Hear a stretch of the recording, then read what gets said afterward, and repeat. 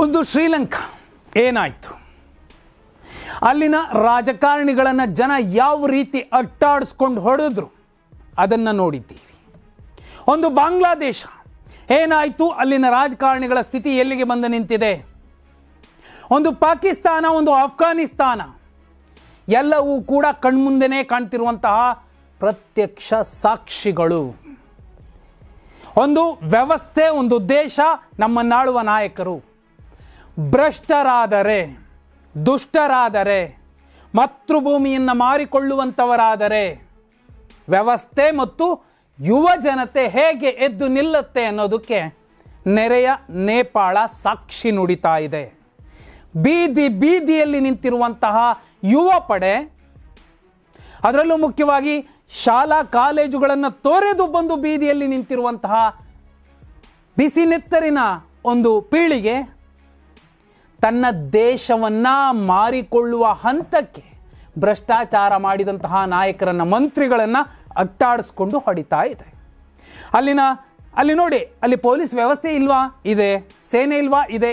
ಎಲ್ಲವೂ ಕೂಡ ಇದ್ದಾಗ್ಯೂ ಜನಾಕ್ರೋಶಕ್ಕೆ ಪರೋಕ್ಷವಾಗಿ ಸಪೋರ್ಟ್ ಮಾಡಿ ನಿಂತಹ ಅಲ್ಲಿನ ಇಡೀ ವ್ಯವಸ್ಥೆ ಈಗ ಬಹುದೊಡ್ಡ ಬದಲಾವಣೆಯನ್ನು ಬಯಸ್ತಿರುವಂಥದ್ದು.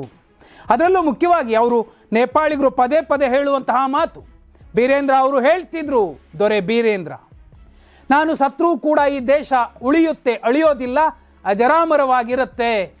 ಯಾಕಂದರೆ ನಮಗೆ ದೊಡ್ಡಣ್ಣ ಭಾರತ ಇದೆ.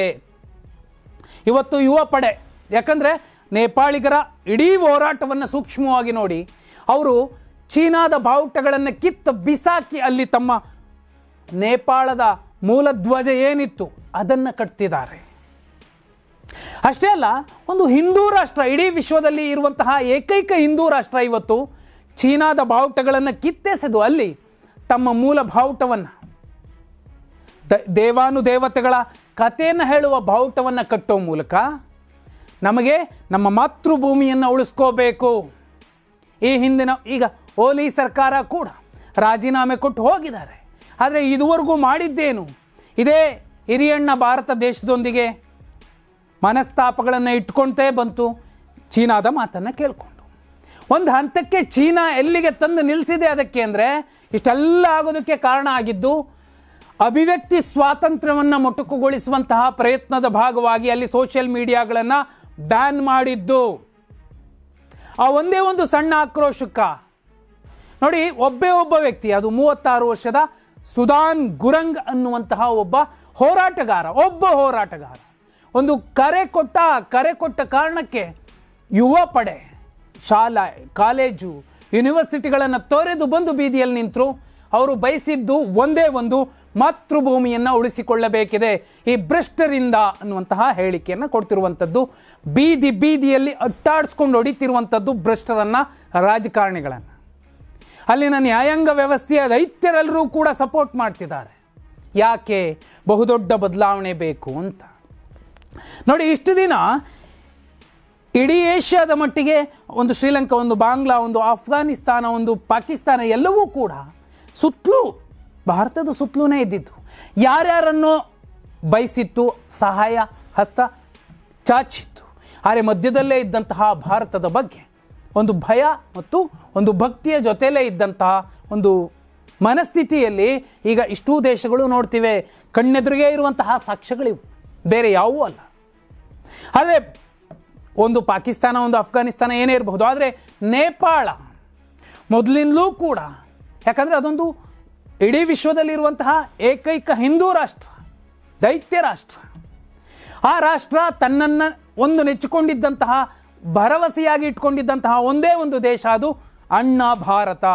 ಈಗ ಅಲ್ಲಿನ ಯುವ ಪಡೆ ಕೂಡ ಈ ಸುದಾನ್ ಗುರಂಗ್ ಅನ್ನುವಂತಹ ಹೋರಾಟಗಾರ ಏನಿದೆ, ನೇಪಾಳದ ಹೋರಾಟಗಾರ, ಅದು 2015ರಲ್ಲಿ ಬಹುದೊಡ್ಡ ಭೂಕಂಪ ಆದಾಗ ಕುಟುಂಬದಲ್ಲಿ ಒಂದಷ್ಟು ಜನರನ್ನು ಕಳ್ಕೋತಾರೆ, ಮಗಳನ್ನು ಕಳ್ಕೋತಾರೆ. ಆ ಸಂದರ್ಭದಲ್ಲಿ ಏನು ಪರಿಹಾರ ಹಂಚಿಕೆಯ ಲೆಕ್ಕಾಚಾರದಲ್ಲೂ ಕೂಡ ಸತ್ತ ಹೆಣಗಳ ಮೇಲೂ ಕೂಡ ಅಲ್ಲಿನ ಸರ್ಕಾರಗಳು ನುಂಗಿ ನೀರು ಕುಡಿದಿದ್ದು ಕೋಟ್ಯಾಂತರ ರೂಪಾಯಿಯನ್ನು. ಆವತ್ತಿನಿಂದ ಹೋರಾಟ ಮಾಡ್ತಾ ಬಂದಂತಹ ಸುದಾನ್ ಗುರಂಗ್ ಅವರ ಒಂದು ಕಿಚ್ಚು, ಕ್ರಾಂತಿಯ ಕಿಚ್ಚು ಇವತ್ತು ಒಂದು ಹಂತಕ್ಕೆ ಬೆಲೆ ಕೊಟ್ಟಿದೆ. ಎಲ್ಲ ಕಡೆ ಕೂಡ ಯುವ ಪಡೆ ಹೀಗೆ ಬೀದಿಗಿಳಿದಿದ್ದು, ಅದು ಶ್ರೀಲಂಕಾ, ಬಾಂಗ್ಲಾದೇಶ ಮತ್ತು ನೇಪಾಳ.